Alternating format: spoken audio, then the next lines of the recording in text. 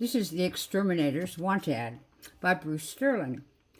I'm not sure I understand this story, but I love Bruce Sterling. So maybe I just don't get it, and maybe you will. Okay, this is The Exterminators Want Ad.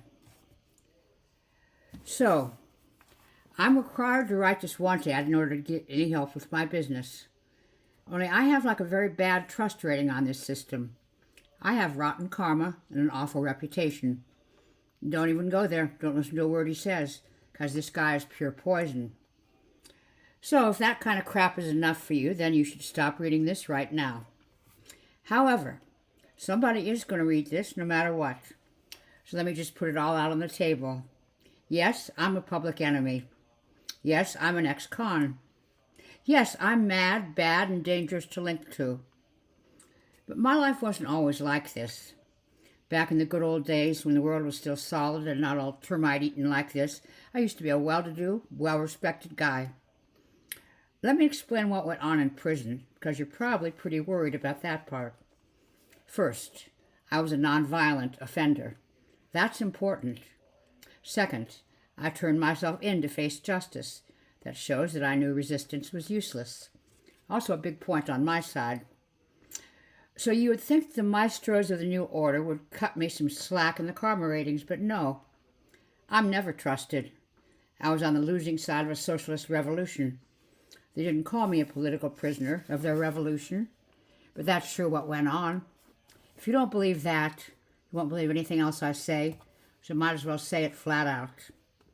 So, this moldy jail I was in this old .com mansion out in the permanent foreclosure zone in the dead suburbs. That's where they cooped us up. This gated community was built for some vanished rich people. That was their low-intensity prison for us rehab detainees. As the rehab population, we were a so-called resiliency commune. This meant we were penniless, and we had to grow our own food, also repair our own jail. Our clothes were unisex, plastic orange jumpsuits. They'd salvaged those somewhere. They always had plenty of those. So we persisted out there as best we could, under video cam surveillance, with parole cuffs on our ankles. See, that was our life. Every week, our itchy, dirty column of detainees got to march 13 miles into town where our captors lived. We did hard labor community service there with our brooms, shovels, picks, and hoes. We got shown off in public as a warning to the others. This place outside was a Beltway suburb before Washington was abandoned. The big hurricane ran right over it and crushed it down pretty good, so now it's a big green hippie jungle. Our prison McMansion had termites, roaches, mold, and fleas. Once it was a nice house. This rambling wreck of a town was half storm debris. All the lawns were replaced with wet, weedy, towering patches of bamboo or marijuana or hops, whatever. I never could tell those farm crops apart. The same goes for the garden roofs, which were dirt piled on top of the dirty houses. There were smelly goats running loose, chickens cackling, salvaged umbrellas and chairs toppled in the empty streets, no traffic signs, because there were no cars.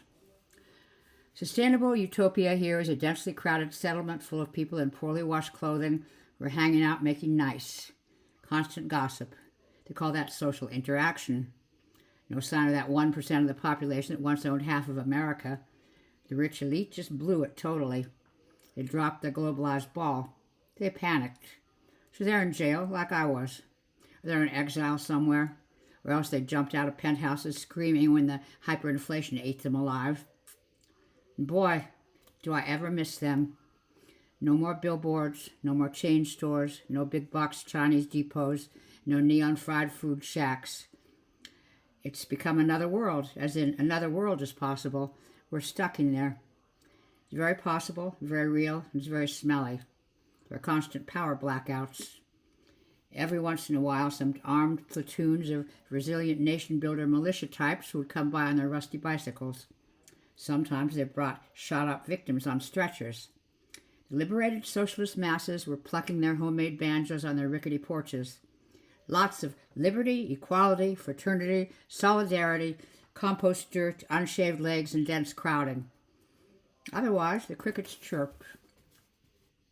These were like the lucky people who were outside our prison. Those cooperative people are their networked future. So my cellmate, Claire, was this 40-something career lobbyist who used to be my boss inside the Beltway. Claire was full of horror stories about the cruelty of the socialist regime. Because in the old days, before we got ourselves arrested, alarmist tales of this kind were Claire's day job. Claire peddled political spin to the lamestream media to make sure the corporations stayed in command, so the situations like our present world stayed impossible. Obviously, Claire was not that great at this strategy. Me, I was more the geek technician in our effort. My job was to methodically spam and troll the sharing networks. I would hack around with them, undermine them, make their daily lives difficult, threaten IP lawsuits, spread some fear, uncertainty, and doubt, game their reputation systems, gold farm their alternate economies, engage in DDoS attacks, harass the activist ringleaders with blistering personal insults, the usual. Claire and I had lots of co-workers all up and down K Street, both seaboards, too, and all over Texas. Lavishly supported by rich guy think tanks, we were the covert operatives in support of an alien system. We did that work because it paid good. Personally, I love to buy stuff. I admired a consumer society. I sincerely liked to carry out a clean, crisp commercial transaction, the kind where you simply pay some money for goods and services. I liked driving my SUV to the mall, whipping out my alligator wallet, and buying myself some hard liquor, a steak dinner, and maybe a stripper. All that awful stuff at the Pottery Barn in Banana Republic, where you never knew who the hell was buying that. That guy was me.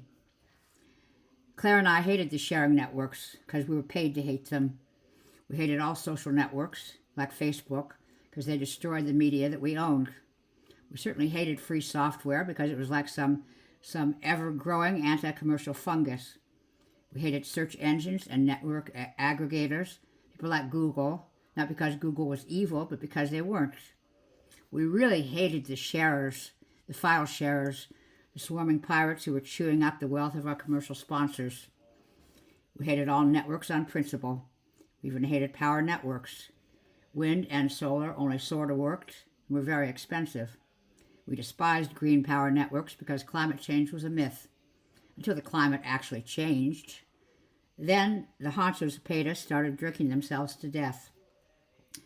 If you want to see a truly changed world, then a brown sky really makes a good start. Back in the day, we could tell the public, hey, the sky up there is still blue.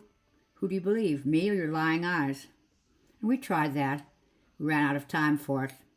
After that tipping point, our bottom line economy was not reality at all. That was the myth. My former life in Mythland had suited me just great. Then I had no air conditioning. My world was wet, dirty, smelly, moldy, swarming with fleas, chiggers, bedbugs, and mosquitoes. Also, I was in prison. When myths implode, that's what happens to good people. So Claire and I discussed our revenge whenever we were out of earshot and oversight of the solar-powered prison webcams. Claire and I spent a lot of time on revenge fantasies because that kept our morale up. Look, Bobby, she told me, as she scratched graffiti in the wall with a 10-penny nail, this rehab isn't a proper prison at all. This is a bullshit psychological operation intended to brainwash us. Leftists in power always do that. They give you a fair trial. You can at least get a sentence in due time. If they claim you are crazy, they could sit on your neck forever. Maybe we really are crazy now, I said. Having the sky change color can do that to people. There's only one way out of this kumbaya nuthouse, she said. We've got to learn to talk the way they want to hear. So that's our game plan from now on. We act very contrite. We do their bongo dance, whatever. Then they let us out of this gulag. After that, we could take some steps. Claire was big on emigrating from the USA. Claire somehow imagined that there was some country in the world that didn't have weather. The inconvenient laws of physics had never much appealed to Claire. We donated the laws of physics to our opponents by pretending that air wasn't air. Now the long run of that tactic was splattered all around us. We had nothing left but worthless paper money and some red state churches half full of creationists. We'd gone bust. We'd suffered a vast Confederate-style defeat. The economy was gone with the wind. Everybody was going to stay poor, angry, and dirt stupid for the next century. So when we weren't planting beans in the former backyard or digging mold out of the attic insulation, we had to do rehab therapy. This was our prisoner consciousness building encounter scheme. The regime made us play social games. We weren't allowed computer games in prison, just dice, graph paper, and some charcoal sticks that we made ourselves. So we played this elaborate paper game called Dungeons and Decency 3 times a week. The lady warden was our dungeon master. This prison game was diabolical. It was very entertaining and compulsively playable. This game had been designed by left-wing interaction designers, the kind of creeps who built not-for-profit empires like Wikipedia, except they designed it for losers like us. Everybody in rehab had to role play. We had to build ourselves another identity, because this new pretend identity was supposed to help us escape the stifling spiritual limits of our previous unliberated, greedy, individualist identities. In this game, I played an evil dwarf with an axe, which would have been okay because that identity was pretty much me all along, except that the game's reward system had been jiggered to reward elaborate acts of social collaboration.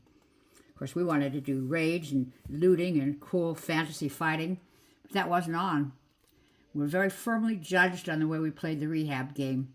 It was never about grabbing the gold. It was all about forming trust coalitions so as to collectively readjust our fantasy infrastructure.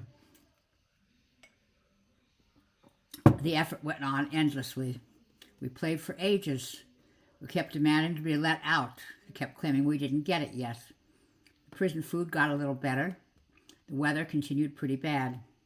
We started getting charity packages. Once some folk singers came by, played us some old Johnny Cash songs. Otherwise, the gaming was pretty much it. A whole lot was resting on this interactive dungeon game. If you did great, they gave you some meat and maybe a parole hearing. If you blew it off, you were required to donate blood into the socialized healthcare system. Believe you me, when they tap you more than a couple times on a diet of homegrown cabbage, you start feeling mighty peaked.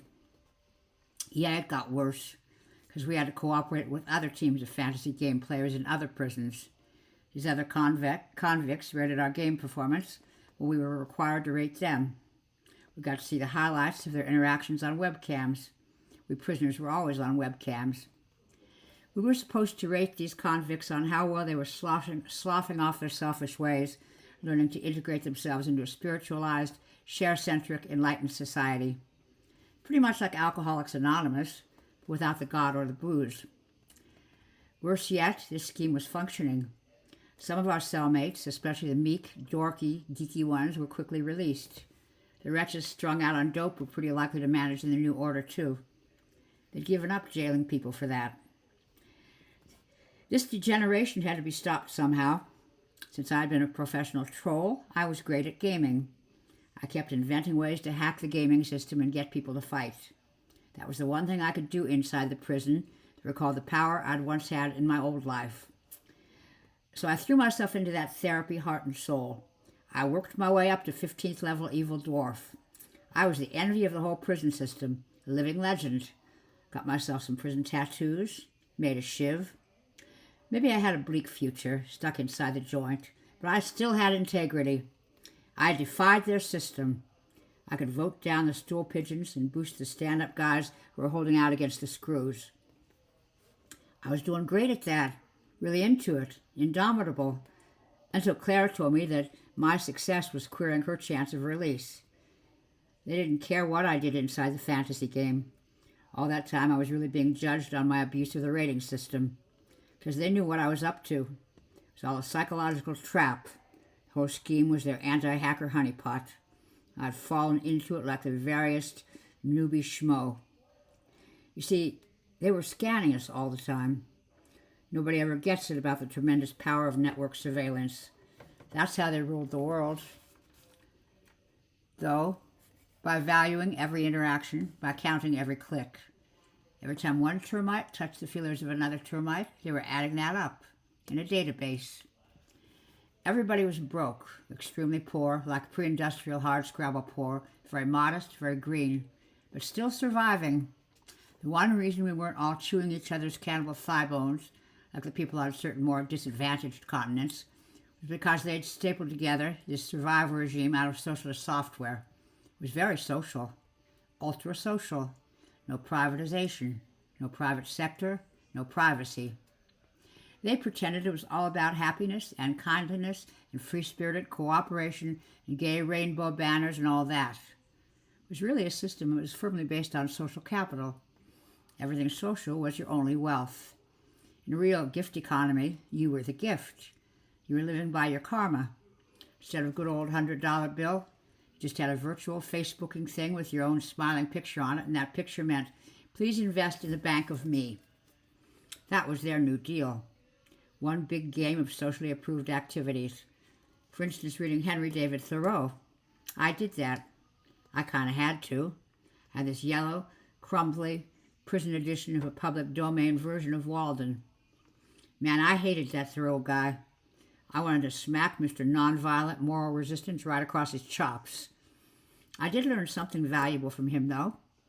This communal transcendental thing that had us by the neck. The homemade beans, the funky shacks, the passive-aggressive peacenik dropout thing. That was not something that had invaded America from Mars. That was part of us. It had been there all along. The New Age spiritual practice was America's dark, freaky undercurrent. It was like witchcraft in the Catholic Church. Now these organized network freaks had taken over the hurricane wreck of the church. They were sacrificing goats in there, having group sex under their hammer and sickle while witches read tarot cards to the beat of techno music. These lifestyle of health and sustainability geeks were maybe 7% of America's population. But the termite people had seized power. They were the last best hope of a society on the skids. They owned all the hope because they'd always been the ones who knew our civilization was hopeless. So I was in their prison until I got my head around that new reality. So I realized that this was inevitable. It was the way forward. I loved little brother. After that, I could go walkies. That was the secret. All the rest of it, the natural turmoil of the period, the swarms of IEDs and little flying bomb drones and the wiretaps and the lynch mobs and the incinerators and the regrettable excesses, as they like to call them, those were not the big story. That was like the exciting sci-fi post-apocalypse part that basically meant nothing that mattered. Everybody wants the cool post-disaster story, the awesome part where you take over whole abandoned towns, have sex with cool punk girls in leather rags who have sawed-off shotguns. Boy, I could only wish. In sustainable land, do we have a cool, wild, survivalist lifestyle like that? No way. We had like night soil buckets and vegetarian okra casseroles. The big story was all about a huge doomed society that wrecked itself so thoroughly its junkyard was inherited by hippies. The epic tale of the Soviet Union, basically. Same thing, different verse, only more so. Well, I could survive in that world. I could make it through that.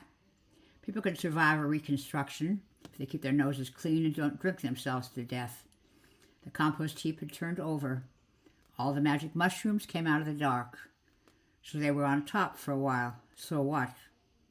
So I learned to sit still and read a lot, because that looks like innocent behavior.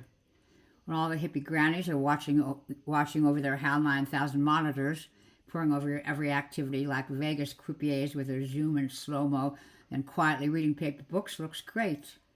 That's the major consolation of philosophy. So in prison, I read like Jean-Paul Sartre. He was still under contract, so I reckon they stole his work. I learned some things from him that changed me. Hell is other people. That is the sinister side of a social software shared society, that people suck, that hell is other people. Sharing with people is hell. When you share, no matter how much money you have, they just won't leave you alone. I quoted Jean-Paul Sartre to the parole board, a very serious left-wing philosopher, lots of girlfriends, even feminists. He ate speed all the time. He hung out with Maoists. Except for the Maoist part, Jean-Paul Sartre is my guru. My life today is all about my existential authenticity because I'm a dissident in this society. Maybe I'm getting old-fashioned, but I'll never go away. I'll never believe what the majority says it believes. And I won't do you the favor of dying young either. Because the inconvenient truth is that authentically, about 15% of everybody is no good. We are the no good nicks. That's the one thing the right knows that the left never understands. Although 15% of people are saintly and liberal bleeding hearts, you could play poker with them blindfolded, another 15 are like me. I'm a troll. I'm a griefer. I'm in it for me, folks. I need to collaborate or share the way I need to eat a bale of hay and moo. Well, like I said to the parole board, so what are you going to do to me? Ideally, you keep me tied up and you preach at me. Then I become your hypocrite. I'm still a dropout. You can't convince me. I can tell you what finally happened to me. I got off. I never expected that. Couldn't predict it. Came out of nowhere. Yet another world was possible, I guess. It's always like that. There was a nasty piece of work up in the hills with some social bandits. Robin Hood is a cool guy for the peace and justice contingent. He starts robbing the social networks instead of the sheriff of Nottingham. Robin goes where the money is, until there's no money. Then Robin goes where the food is. So Robin and his merry band have a face-off with my captors. That got pretty ugly, because social networks versus bandit mafias is like ninjas versus pirates. It's a counterculture fight to the finish. However, my geeks had the technology, while Redneck Robin just had his terrorist bows and arrows and the suits of Lincoln Green. So he fought the law, and the law won. Eventually. That fight was always a much bigger deal than I was.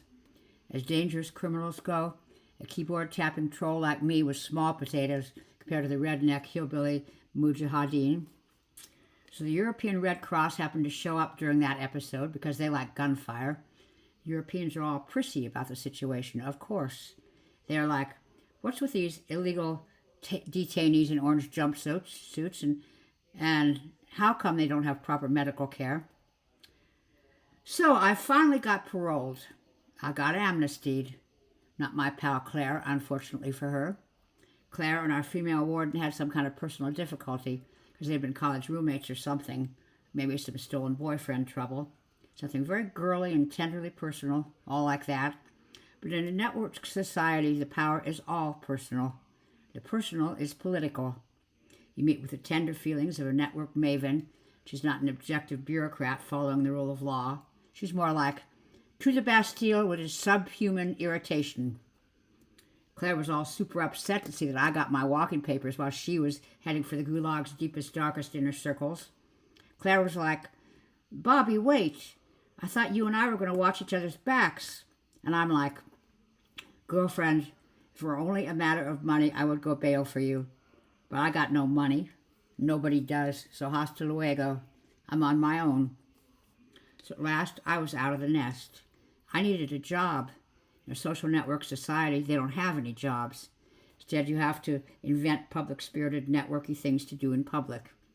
If people really like what you do for the commons, you get all kinds of respect and juice. They make nice to you. They suck up to you all the time with potluck suppers. They redecorate your loft. I really hated that. I still hate it. I'll always hate it. I'm not a make nice, live in the hive kind of guy. However, even in a very densely networked society, there's some useful guys you don't want to see very much. They're very convenient members of society, crucial people even. They're just not sociable. You don't want to hang around with them. You don't want to give them back rubs, follow their live stream, none of that. Society's antisocial guys. There's the hangman. No matter how much justice he dishes out, the hangman is never a popular guy. There's the grave digger. Locals sure had plenty of work for him, so that job was already taken. And there was the exterminator, the man who kills bugs. Me. In a messed up climate, there are a whole lot of bugs. Zillions of them. You get those big empty suburbs, the burnt out skyscrapers, a lot of wreckage, junk, constant storms, and no air conditioning.